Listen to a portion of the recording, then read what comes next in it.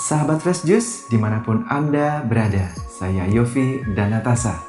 Sesaat lagi kita akan mendengarkan renungan Fresh Juice Minggu 26 Juli 2026 yang akan dibawakan oleh Pastor Givan Pati MSC dari California, Amerika. Selamat mendengarkan.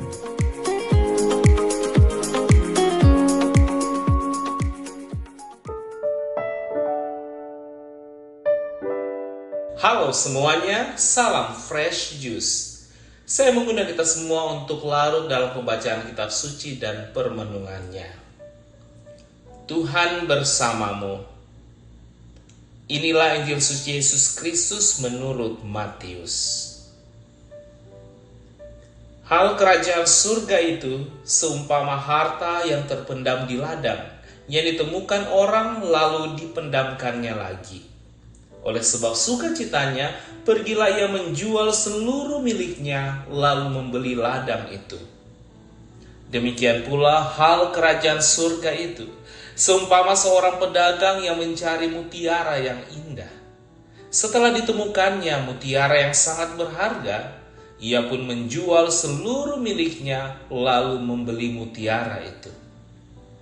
Demikian pula hal kerajaan surga itu seumpama pukat yang dilabuhkan di laut, lalu mengumpulkan berbagai-bagai jenis ikan.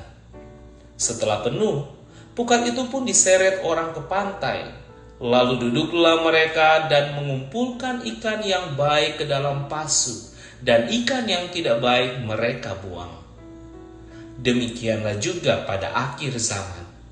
Malaikat-malaikat akan datang memisahkan orang jahat dari orang benar, lalu mencampakkan orang jahat ke dalam dapur api. Di sanalah akan terdapat ratapan dan kertakan gigi. Mengertikah kamu semuanya itu? Mereka menjawab, "Ya, kami mengerti."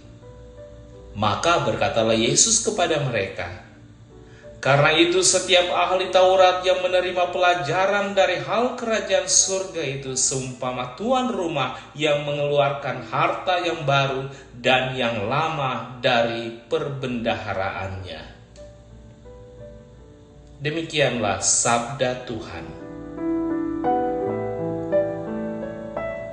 Saudari dan saudara yang terkasih, pernahkah kita memperhatikan bahwa orang yang sedang jatuh cinta rela melakukan banyak hal demi orang yang dicintainya?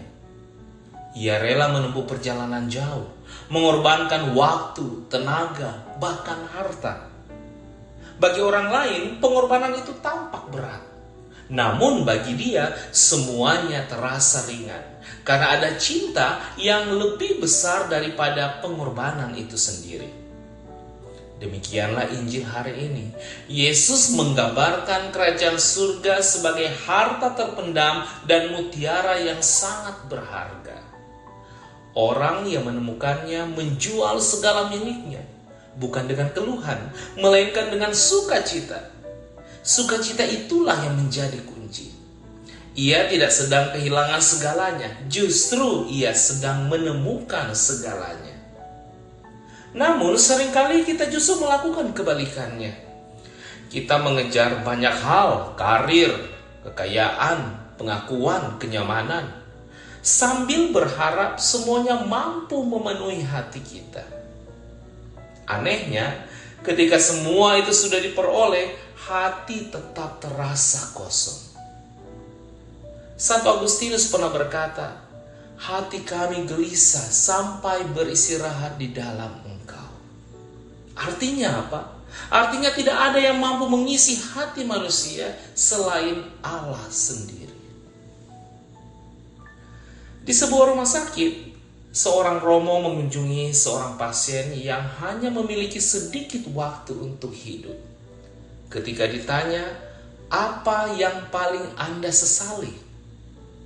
Ia tidak berkata, "Saya berharap memiliki rumah yang lebih besar," atau "Seandainya tabungan saya lebih banyak." Tetapi dengan mata yang berkaca-kaca ia berkata, "Saya menyesal terlalu sibuk mengejar hidup sampai lupa menikmati kehadiran Tuhan dan orang-orang yang saya cintai." di ambang kematian, ia sadar bahwa yang paling berharga bukanlah apa yang dimiliki, melainkan siapa yang dimiliki. Dan yang paling ia rindukan adalah Tuhan sendiri. Injil kemudian berbicara tentang pukat yang menangkap berbagai jenis ikan. Pada akhirnya akan ada pemisahan. Yesus tidak mengucapkannya untuk menakut-nakuti kita, tetapi untuk membangunkan kita. Hidup ini bukan sekedar perjalanan menuju kesuksesan, melainkan perjalanan menuju keabadian. Akan tiba saatnya semua topeng jatuh, semua jabatan berakhir, semua harta ditinggalkan. Yang tinggal hanyalah kasih yang telah kita berikan dan iman yang telah kita hidupi. Yesus menutup pengajarannya dengan berkata bahwa murid kerajaan surga bagaikan tuan rumah yang mengeluarkan harta lama dan baru dari perbendaharaannya. Orang yang sungguh menemukan Kristus tidak dapat menyimpan sukacita itu untuk dirinya sendiri. Ia menjadi pembawa harapan, penghiburan, dan kasih bagi sesamanya. Hari ini Yesus kembali bertanya kepada kita, apa hartamu yang sesungguhnya? Sebab di mana harta kita berada, di situ pula hati kita berada. Jika Kristus menjadi harta terbesar kita, maka kehilangan apapun di dunia ini tidak akan pernah merampas damai kita. Sebaliknya, jika Kristus bukan harta kita, maka memiliki seluruh dunia pun tidak akan pernah membuat hati kita benar-benar penuh. Maka marilah kita memohon rahmat agar memiliki mata yang mampu mengenali harta sejati itu. Sebab ketika kita menemukan Yesus, kita sebenarnya telah menemukan makna hidup, sukacita yang tidak dapat dicuri oleh dunia, dan harapan yang tetap menyala bahkan di hadapan kematian. Selamat hari Minggu, Tuhan memberkati. Sahabat Fresh Juice, kita baru saja mendengarkan Fresh Juice hari ini. Terima kasih kepada Pastor Kifan untuk renungannya. Sampai berjumpa kembali dalam Fresh Juice edisi selanjutnya. Salam Fresh Juice.